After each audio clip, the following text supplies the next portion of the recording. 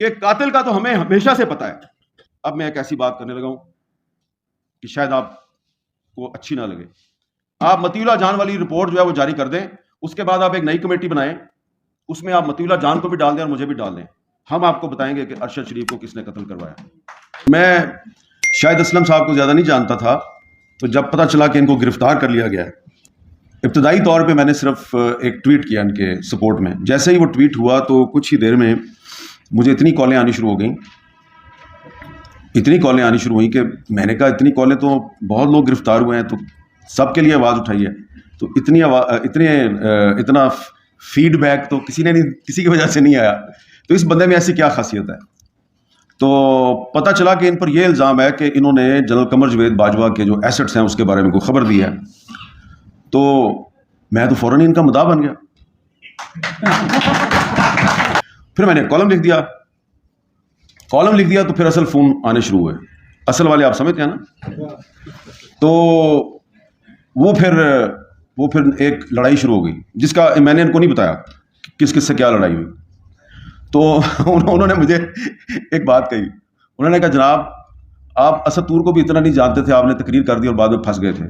اس کو تو آپ بالکل ہی نہیں جانتے, تو اس کے لیے اتنا سٹینڈ لے رہے ہیں. میں نے کہا یار بات یہ ہے کہ میں شاہد اسلم کو نہیں جانتا, لیکن میں جنرل قمر جاوید باجوہ کو تو جانتا ہوں, تو اس کا نام اس کے ساتھ آ رہا ہے. تو وہ بھی بات ہوئی تھی کہ بالکل شاہد اسلم جو ہے وہ ہمارا مزاحمت کا نیا استعارہ ہے. تو یہ مزاحمت کا نیا استعارہ اس لیے بنا ہے کہ اس کا نام سازش اور کینہ پروری کے استعارے جنرل باجوہ کے ساتھ آیا ہے. تو اس لیے بھائی جان آپ ہمارے لیے قابل فخر ہیں, اور میں مزید آپ کو اس طرح سے آپ کی تعریفیں نہیں کرنا چاہتا, آپ کی پذیرائی اس انداز میں نہیں کرنا چاہتا کہ آپ کے لیے مسائل پیدا ہو جائیں. لیکن یہ ہے کہ آپ نے جس جرأت اور بہادری سے اپنے خلاف الزام کا سامنا کیا اور آپ ڈٹے رہے, آپ نے پاس ورڈ نہیں دیا, اور آپ نے جو ہمارے جو بزرگ صحافی ہیں جن کو دیکھ کر ہم اس شعبے میں آئے, آپ نے ان کی روایت کو آگے بڑھایا. اور اچھی بات یہ ہے کہ آپ کے دوست آپ کے ساتھ کھڑے رہے, اور آج آپ کے لیے یہاں پہ ایک بڑی اچھی ایک تقریب پذیرائی کا اہتمام کیا گیا ہے, اور اس پہ آپ سب مبارکباد کے مستحق ہیں. ایک بات میں اور کہوں گا کہ جو موجودہ حالات کا ذکر ہوا, جب میں عابد عباسی صاحب جب میں آپ کو دیکھتا ہوں نا تو مجھے اشفاق ساجد یاد آ جاتا ہے. تو اشفاق ساجد مجھے کیوں یاد آتا ہے, کافی سال پہلے کی بات ہے کہ جب میری بھی ایک ٹیپ نکلی تھی اور وہ جوڑ کے بہت سی چیزیں, تو میرے پر بھی ایک کیس بن گیا. تو اس وقت وہ اشفاق ساجد صاحب RIUJ کے پریزیڈنٹ تھے, تو اشفاق اور عابد عباسی صاحب اس وقت بھی ان کے ساتھ تھے, اور بھی بہت سے دوست تھے. اس وقت ابھی تک مشتاق مناز صاحب جو ہیں وہ پاکستان کی سیاست کا شکار نہیں ہوئے تھے. تو وہ انہوں نے ایک کمیٹی بنا دی کہ جی کمیٹی انویسٹیگیٹ کرے گی کہ یہ حامد میر پہ الزام صحیح ہے یا غلط ہے. کمیٹی تو انہوں نے بنا دی اور اپنی تحقیقات بھی شروع کر دی. اس کے بعد اشفاق ساجد صاحب جو ہیں وہ جب بھی مجھے ملتے تھے تو وہ مجھے سائٹ پہ لے جا کے بتاتے تھے کہ اے ہو گیا تے ہن انج ہو گیا تے بڑے حالات خراب ہو گئے نے, لیکن تسی فکر نہ کرو, میر صاحب اسی تواڈے نال ہاں. تو ان کو بیچاروں کو بڑا اس کو تنگ کیا گیا. الٹیمیٹلی اس نے پھر اپنی ایک رپورٹ دے دی. تو اس لیے جب یہ عابد عباسی صاحب کو میں دیکھتا ہوں نا, تو ان کی جو ثابت قدمی ہے نا کہ یہ 2010 کی بات ہے شاید, تو یہ 2010 میں بھی یہ اسی طرح ایکٹیو تھے, اور اب 2023 آ گیا. اس دوران وہی جو کیس تھا 2010 والا, جس کا کہ ہائی کورٹ نے فیصلہ کر دیا تھا, لاہور ہائی کورٹ کے پنڈی بینچ نے, وہ دوبارہ کھولا 2017 میں, کیونکہ اس وقت بھی کچھ لوگ جو ہیں ہم سے ناراض تھے. اور پھر یہ اسلام آباد ہائی کورٹ کے ایک جج صاحب کے حکم پہ پھر FIR درج ہوگی. تو پھر جو ہے نا دوبارہ جو ہمارے دوست ہیں یہ سارے, صغیر چودھری صاحب اس وقت زیادہ ایکٹیو تھے, تو وہ دوبارہ ہمارے ساتھ کھڑے ہوئے. علی رضا علوی صاحب پریزیڈنٹ تھے اس وقت RIUJ کے.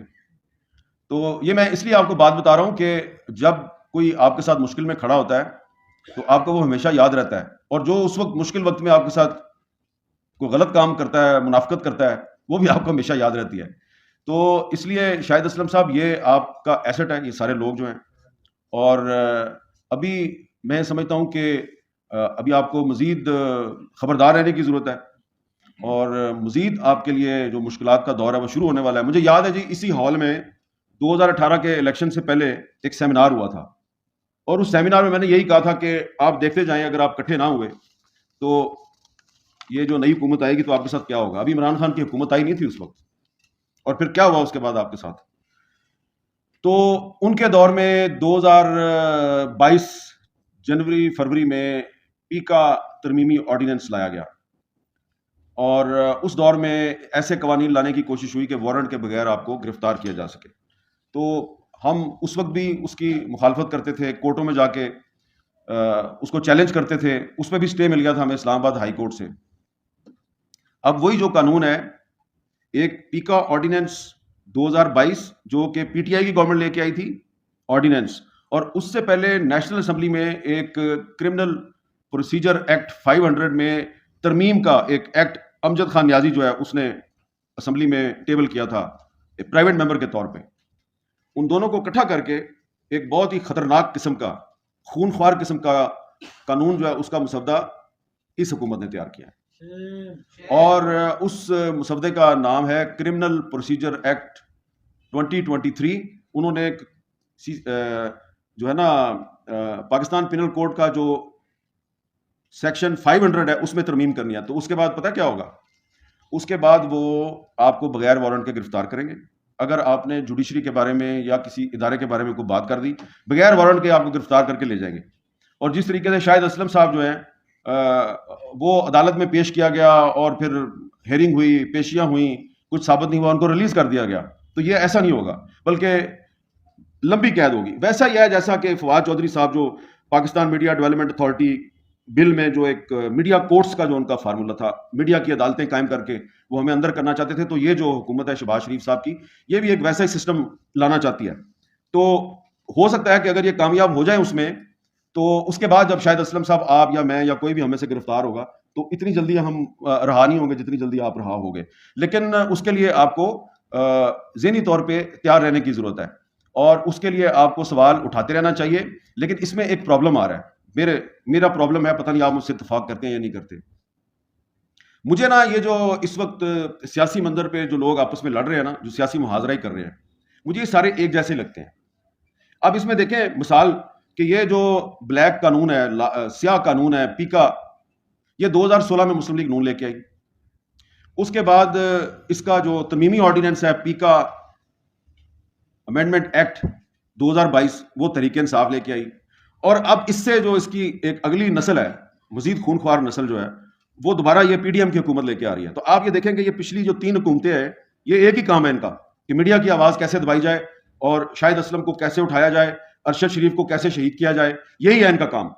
تو ہمیں اپنی آواز اس طریقے سے اٹھانی ہے, اور اپنی جدوجہد اس طریقے سے کرنی ہے کہ ہماری جدوجہد کا فائدہ کوئی سیاسی جماعت نہ اٹھائے.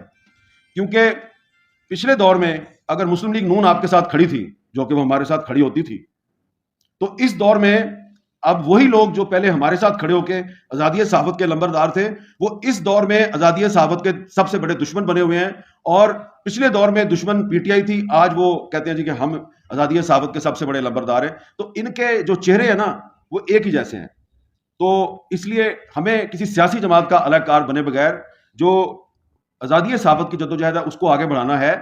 اور اس چیز کو یاد رکھیں کہ باتیں کرنی بڑی آسان ہے, یہاں پہ بھی بڑی اچھی اچھی باتیں کر کے تجاویز دے کے آپ چلے جائیں گے, لیکن جو عمل ہے نا, عمل کرنا بڑا مشکل ہوتا ہے. یہاں پہ سلیم شہزاد صاحب کا ذکر ہوا ہے, شاید آپ کو نہ پتا ہو. سلیم شہزاد صاحب کے کیس میں اسلام آباد پولیس کا ایک اے ایس آئی تھا جس نے انکوائری کی تھی, جس نے جا کے ڈیڈ باڈی کو ریکور کیا, اور اس کے بعد وہ اصل جو قاتل تھے جنہوں نے اس کو یہاں سے اٹھایا, کس گاڑی میں اس کو لے کے کہاں پہ گئے, وہاں پہ پھر کیا ہوا, پھر وہاں سے کون سی گاڑی میں اس کو کہاں لے کے گئے, ساری اس بندے نے انویسٹیگیشن کی. اس کو اتنا وکٹمائز کیا گیا, اور وہ خاموشی کے ساتھ وہ وکٹمائزیشن برداشت کرتا رہا. 1-2 آپ کے ساتھی جو ہیں ان کو پتا تھا, ہم اس بیچارے کی کچھ نہ کچھ مدد کرنے کی کوشش کرتے رہے, لیکن ظاہری بات ہے اس اسلام آباد پولیس اس کے ساتھ کھڑی نہیں ہوتی تھی, نہ ایس ایس پی نہ آئی جی, کوئی اس کے ساتھ کھڑا نہیں ہوتا تھا. الٹیمیٹلی اس کو نوکری سے نکال دیا گیا, اور اب وہ بے روزگار ہے. تو یہاں پہ بات کرنا بڑا آسان ہے, ہم حق و صداقت کے علمبردار, ہم یہ کر دیں گے, ہم وہ کر دیں گے. لیکن جب کوئی کھڑا ہوتا ہے نا, تو شاہد اسلم صاحب آپ خوش قسمت ہیں کہ آپ کے ساتھ بہت سے لوگ آپ کے پیچھے کھڑے ہیں. ہر کسی کے ساتھ بندہ کھڑا نہیں ہوتا, اس لیے اتنی ہی بات کریں جتنی آپ نبھا سکتے ہیں. اور آنے والا وقت جو ہے وہ بہت اس سے زیادہ سخت ہوگا. میں نے آپ کو یاد کروا رہا ہوں, بہت سے لوگ جو ہیں یہاں موجود تھے 2018 کے الیکشن سے پہلے اسی ہال میں فضل الرحمان بھی بیٹھا ہوا تھا, مولانا فضل الرحمان صاحب بھی بیٹھے ہوئے تھے, شبلی فراز بھی یہاں پہ بیٹھے ہوئے تھے, پرویز رشید صاحب بھی بیٹھے ہوئے, سب کے سامنے میں نے کہا تھا کہ بہت سخت وقت آنے والا ہے. اب جو اس کے بعد وقت آئے گا یہ اس سے بھی زیادہ سخت ہوگا, اس سے بھی زیادہ سخت ہوگا. اور اس لیے میں بار بار آپ سے کہہ رہا ہوں کہ باتیں کرنی بڑی آسان ہے لیکن کھڑا ہونا جو ہے وہ بڑا مشکل ہے. اس لیے اپنے آپ میں حوصلہ پیدا کریں. آپ جو ہے نا, یہ اس وقت جن لوگوں سے آپ کا مقابلہ ہے ان کو صرف ایک ہی بات کہنی ہے کہ یہ لوگ کیا جنرل ضیاء الحق سے بڑے بدماش ہیں یا یہ پرویز مشرف سے بڑے بدماش ہیں؟ تو صرف آپ کو شاہد اسلم جیسا حوصلہ چاہیے, اور اگر آپ کے پاس شاہد اسلم جیسا حوصلہ ہو تو آپ یہ جو بغیر وردی کے ضیاء الحق اور پرویز مشرف ہیں, آپ ان سب کا مقابلہ کر سکتے ہیں. ایک بات میں ضرور کہنا چاہتا ہوں آخر میں, اور بڑی عاجزی کے ساتھ یہ بات کروں گا. یہاں پہ بڑی بہت سی تجاویز دی گئی ہیں, اس میں سے ایک تجویز یہ بھی ہے کہ کمیٹی بنا لیں, اس کمیٹی کو یہ ٹاسک سونپ دیں. کمیٹیاں تو بہت سی بنتی رہی ہیں, ایک کمیٹی کا تو میں نے بھی ذکر کیا, اشفاق ساجد والی کمیٹی. دیکھیں یہاں پہ ایک کمیٹی جو ہے وہ مطیع اللہ جان صاحب پہ جو 2017 میں اٹیک ہوا تھا اس کی بھی بنی تھی. وہ پیچھے بیٹھا ہوا میرا دوست مبارک زیب, اس کو دیکھ کے مجھے یاد آیا. تو مبارک زیب صاحب اس وقت تھے پریزیڈنٹ تھے RIUJ کے, تو انہوں نے ایک ہمیں ٹاسک دیا تھا. تو